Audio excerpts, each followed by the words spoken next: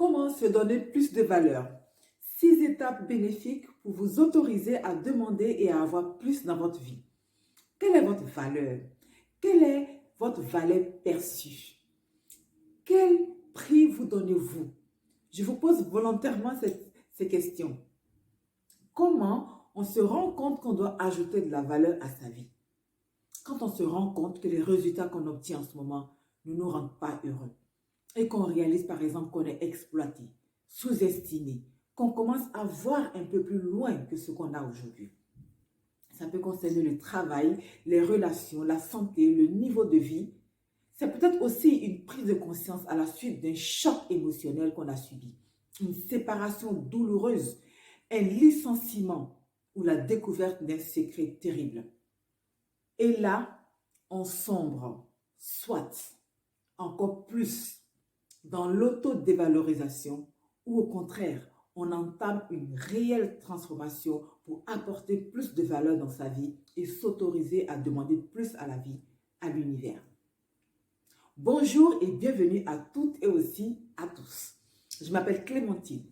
Vous songez peut-être à changer la direction de votre vie, mais vous manquez de confiance en vous. Mieux Riche est une chaîne qui vous donne gratuitement des clés, méthodes et conseils tirés des enseignements des meilleurs auteurs, coachs, mentors et entrepreneurs à succès pour vous aider à accroître votre confiance à travers votre image de soi, pour augmenter votre valeur et vous autoriser à gagner plus. Alors, abonnez-vous. 1. Reconnaître sa valeur commence par connaître ses limites. Pour mieux savoir poser ses limites, il faut déjà les connaître. Quelle est votre attitude face aux agissements extérieurs? Est-ce que vous perdez facilement vos moyens quand vous êtes provoqué, agressé ou contrarié par exemple? Est-ce que vous restez maître de vos émotions? Est-ce que vous vous sentez tout de suite rabaissé ou dévalorisé à la moindre critique? Est-ce que vous attendez que ce soit les autres qui vous sécurisent? Est-ce que vous êtes capable de canaliser vos émotions? Je suis passée par toutes ces questions et je vous partage aujourd'hui ce qui m'a vraiment aidé à progresser.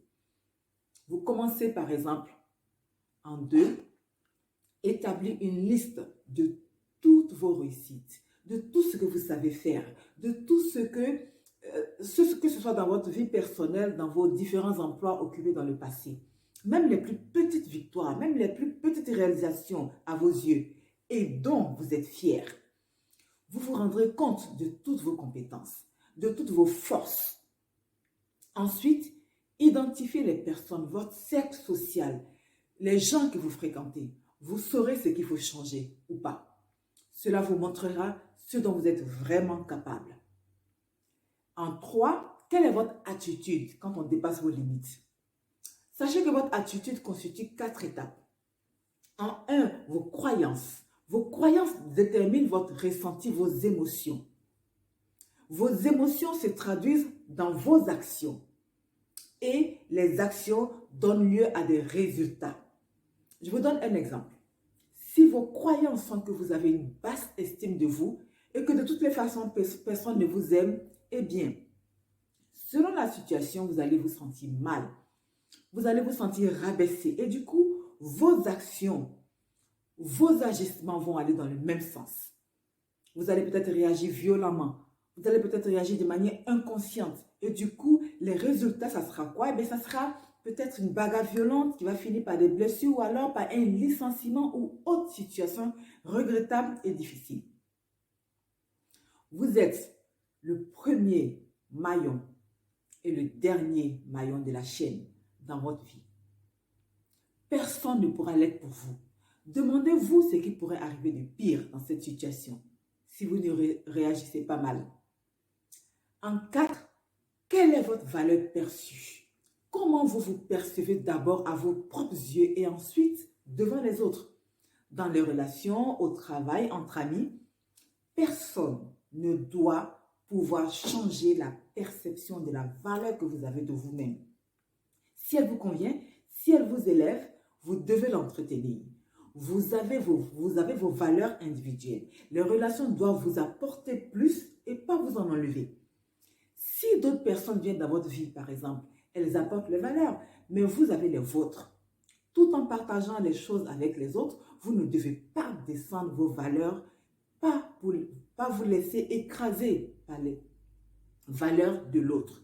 Il faut aussi s'imposer dans le respect de soi et des autres. Même si cela peut paraître difficile, dites-vous que vous êtes la personne la plus importante dans votre vie.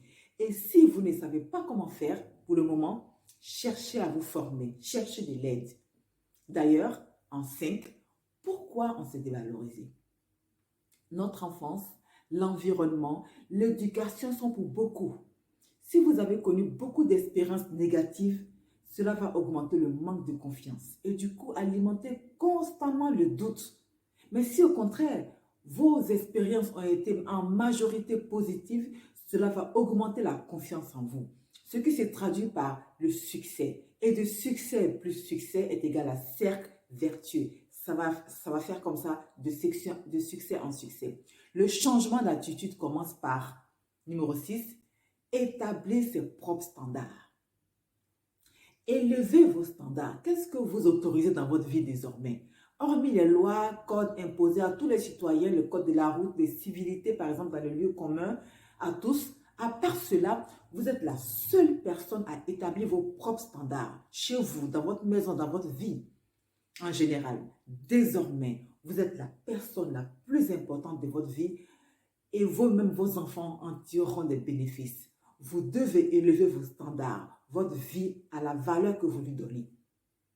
Peu importe ce que cela a été dans le passé, vos blessures, vos échecs, vos relations passées, désormais vous devenez la personne que vous choisissez d'être. Votre valeur se traduira par vos nouvelles croyances. Ces nouvelles croyances influenceront votre ressenti. Et votre ressenti influencera vos nouvelles pensées. Et vous verrez que cela se traduira par de nouvelles actions. Et ces nouvelles actions découleront de nouveaux résultats. Donc, si vos résultats actuels ne vous conviennent pas ou plus, alors changez-les.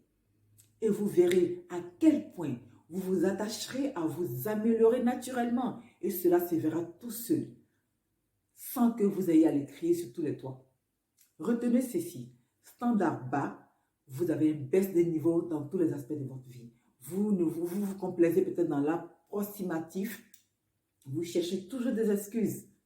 Vous ne faites pas d'efforts pour chercher à améliorer votre situation. Par contre, dans les standards hauts, quand vous commencez à élever vos standards, vous passez à l'action. Vous cherchez des solutions pour croître. Vous investissez en vous. Vous faites des formations. Vous lisez des livres. Vous suivez des gens qui vous inspirent, qui vous impactent pour pouvoir grandir et croître. Quand vous en avez marre d'en avoir marre, mon Dieu, vous agissez. Vous vous entourez des personnes qui vont vous y aider, qui vous enrichissent. Vous changez vos normes. Voilà, changez vos normes. Merci d'avoir regardé cette vidéo. J'espère qu'elle vous a apporté des clés pour aborder désormais votre nouveau standard afin que vous ayez une vie de valeur et mieux riche. À bientôt.